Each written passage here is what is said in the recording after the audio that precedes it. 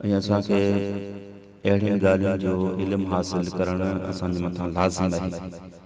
छो त सिहत ऐं इबादत जे लाइ वुज़ू अहम रुकन आहे, शर्त आहे। जेकॾहिं वुज़ू सही न हूंदो त असांजी इबादत क़बूल न पवंदी।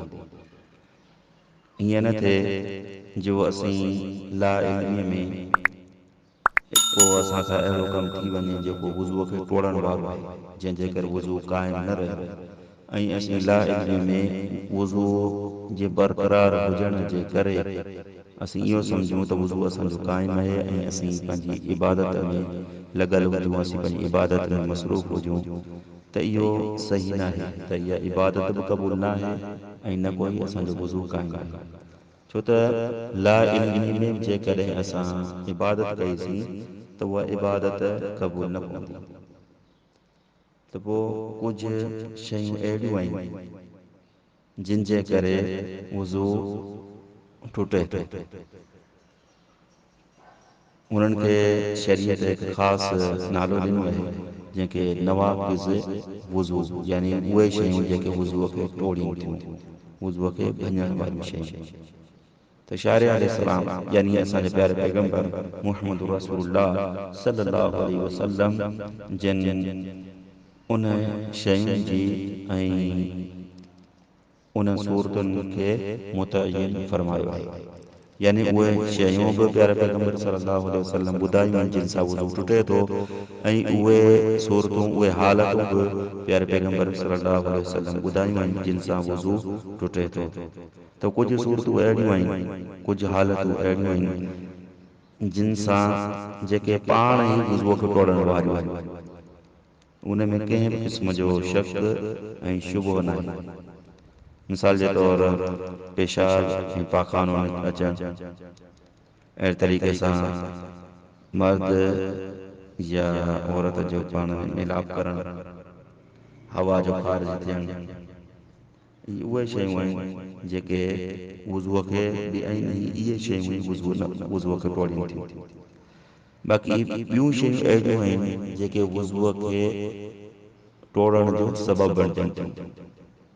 जीअं अकुल जो ज़ाइल थियणु, अकुल जो ख़तमु थियणु, बेहोश थियणु या चरियो थियणु, दीवानगी अची वञणु या निंड अची वञणु। त इहे उहे शयूं आहिनि जंहिंसां वुज़ू, इहे शयूं ईंदियूं त वुज़ू क़ाइमु न रहंदो। अहिड़े तरीक़े सां प्यारे पैगम्बर सल्लल्लाहु अलैहि वसल्लम उठ जे गोश्त खाइण सां बि वुज़ूअ जो हुकुम ॾिनो आहे। ऐं मस ज़कर, कपिड़ो हायल न हुजे त अहिड़ी सूरत में बि वुज़ू फ़र्ज़ आहे। वुज़ू टुटी थो पवे ऐं जंहिं इबादत लाइ असां वुज़ू कयो आहे उनखे ॿीहर वुज़ू करणो आहे, ॿीहर वुज़ू करणो आहे। अहिड़े तरीक़े सां घर वारी कंहिं शहवत सां लम्स बि शहवा, त लम्स बि शहवा जेको असल मसइलो आहे उहो आहे मज़ीअ जो निकिरणु। मज़ी निकिरण सां वुज़ू टुटे थो। पोइ इन करे मुहद्दिसीन इन बाब में आंदो आहे त अगरि असां पंहिंजी घरवारी खे शहवत सां हथु लॻायो आहे त उहो मज़ीअ जो निकिरण जो हिकु सबबु आहे जंहिंजे करे वुज़ू लाज़िम अचे थो। मुर्तद थियणु, इस्लाम क़बूल कई, मुसलमान हो, इबादत लाइ वुज़ू कई ऐं उनजी ईअं सम्झो त शैतान जी ॻाल्हि बची, उन दीन इस्लाम मां इर्तिदाद थियो, मुर्तद थियो ऐं पोइ वरी मुसलमान थिए थो। त उहो जेको मुर्तद थियणु आहे इहो नवाक़िस वुज़ूअ खे टोड़े थो। त ही कुझु ॻाल्हियूं हुयूं जा कुझु मसइला हुआ जिन जा प्यारे पैगम्बर सल्लल्लाहु अलैहि वसल्लम नाला वठी करे बयानु फरमाया आहिनि जिन सां वुज़ूअ खे टोड़ीनि थियूं। इन खां अलावा कबीरा गुनाह या मासियत, मासियत जो इर्तिकाब, मासियत चाहे वॾी हुजे या नंढी, गुनाह चाहे वॾो हुजे या नंढो, त कंहिं बि मासियत जे इर्तिकाब सां, मासियत जो, ॾोह जो, गुनाह जो मुर्तकिब थियण सां वुज़ू टुटे थो या नथो टुटे। इन हवाले सां इख़्तिलाफ़ पायो वञे थो।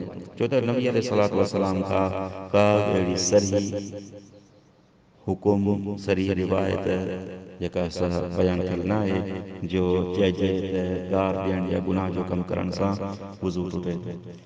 त बहितर ऐं अवला इहो आहे त वज़ू कजे, मुस्तहब इहो आहे त वज़ू कजे। वज़ू इन लाइ कजे त असीं जंहिं इबादत लाइ वञूं था उन जे लाइ पाक ऐं साफ़ हुजणु शर्त। इन अल्लाह युहिब्बु तवाबीन व युहिब्बुल मुततहिरीन। अल्लाह रब्बुल आलमीन तौबा क़बूल करण वारनि खे ऐं पाक ऐं साफ़ रहण वारनि खे पसंदि फरमाए थो। त ज़बान बि असांजी पाक हुजे ऐं असांजो लिबास बि पाक हुजे, असांजो बदन बि पाक हुजे ऐं बावज़ू हुजूं ऐं को बि अहिड़ो अमल वज़ू जी हालत में न कयूं जेको असांजी इबादत में नुक़्स पैदा करे, ऐब पैदा करे। त हीउ गार ॾियणु अगरि चए मुहदसिन में इन में इख़्तिलाफ़ रहियो आहे त बहितर ऐं मुस्तहब इहो आहे त वज़ू करे, वज़ू करे ऐं पंहिंजी ज़ुबान सां जेका ग़लति ॻाल्हि कई आहे या को बि ॾोह जो कमु कई आहे त उन खां रब्बुल आलमीन सां इस्तग़फ़ार करे। छो त ॾिसो न, अगरि सगीरा गुनाह सां का गार ॾिनीसीं, सगीरा गुनाह थी वियो आहे त वज़ू करण सां इहो गार जेका ॾिनीसीं उनजो कफ़ारो थी थो वञे। तो प्यारे पैगम्बर सल्लल्लाहु अलैहि वसल्लम फरमाया त इंसान वज़ू करे थो, हथ जा गुनाह बि छणी वञनि था, चेहरे जा गुनाह बि छणी वञनि था, वात जा गुनाह बि छणी वञनि था। वात जा गुनाह इहे ई गार ॾियणु, ग़लति ॻाल्हि करणु ऐं बेहुदा ॻाल्हि करणु, त इहे जेके आहिनि वात जा गुनाह आहिनि। त इहे वज़ूअ सां पाक ऐं साफ़ थी वञे थो इंसान जो मुंहुं ज़बान। त बहितर इहो आहे त वज़ू करे। हाज़ा मा इंदी वल्लाहु आलम बिस्सवाब। अस्सलामु अलैकुम वरहमतुल्लाहि वबरकातुहू।